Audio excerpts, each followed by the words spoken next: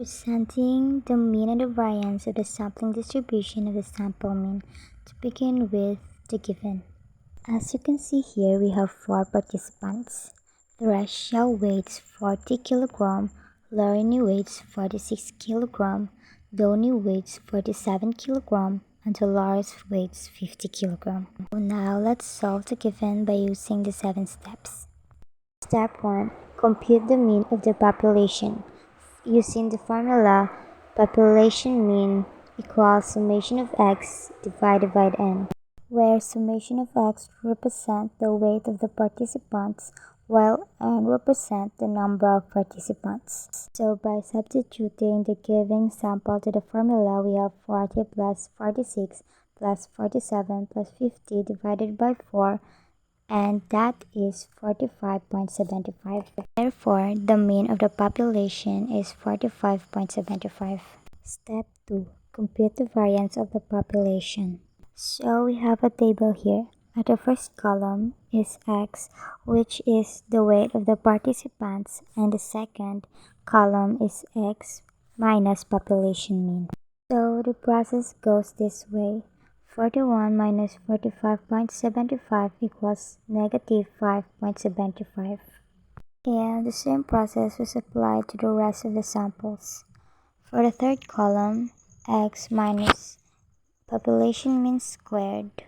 All you have to do is get the answer in the second column and square it.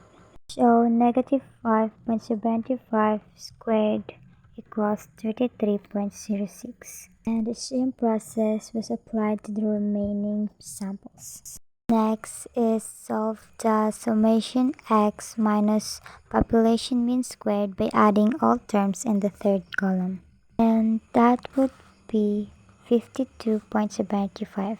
And to compute the variance of the population, we have to use the formula. The variance of the population is equal to summation x minus population mean squared divided by 4. Substituting the terms, we'll get 52.75 divided by 4 equals 13.19. Therefore, the variance of the population is 13.19. Step 3. Use the formula NCN. Here bigger n equals 4 and smaller n equals 2. NCN equals big letter N factorial divided by small letter n factorial is big letter N minus small letter n factorial. By substituting the given term, we will have 4 factorial over 2 factorial times 4 minus 2 factorial.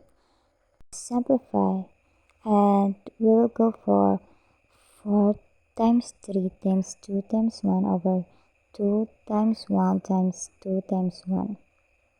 And conceal the similar terms.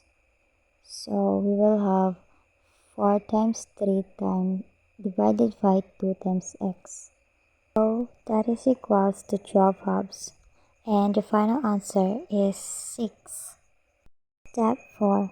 List of possible samples and their corresponding mean.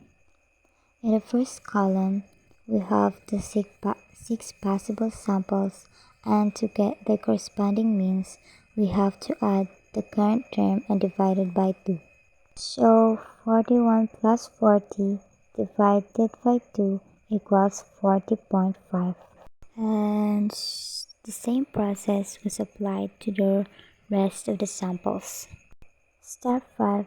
Construct sampling distribution of the sample means. Step 6. Compute the mean of the sampling distribution of the sample means. So we have a table here, sample mean, probability, and the last column is sample mean times probability. So 40.5 times 16 equals 6.75. And the same process was applied to the remaining samples.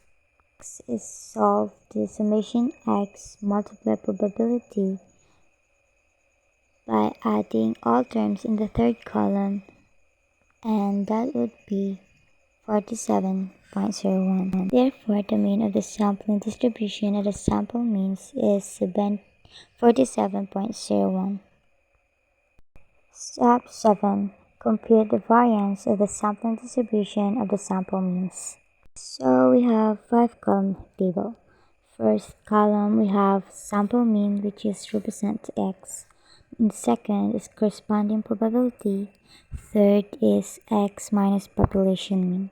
So substituting the term, we will get 40.5 times minus 47.01 equals negative 6.51.